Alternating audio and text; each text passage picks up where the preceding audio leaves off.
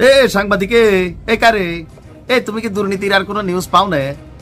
শালা একদম কিন্তু বলতেছি, কপালটা কিন্তু একদম ফাড়াই ফেলবো। কেন দেখিছি এই সামান্য 200-400 টাকা, 2-5,000 টাকা চাঁদাবাজি করতে গেলাম, সেটা তোমরা সেনাবাহিনী দিয়ে ধরা দিলে, কিন্তু ওই যে আমাকে নেতারা শত শত কোটি টাকার চাঁদাবাজির খবর আসতেছে, সেখানে তোমাকে কোনো নিউজ করলি কোনো কামে দিচ্ছে?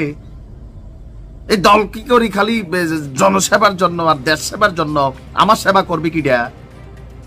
দেখিস এটা কোনো কথা হইলে এটা কোনো কথা হইলে আসলেই হয় নাই। এনসিপি আগামী দিনে বাংলাদেশকে লিড করবে ভেবে মানুষ যাদের উপর আস্থা করছে, কিন্তু এই দলটির মধ্যে আসলে কারা আছেন?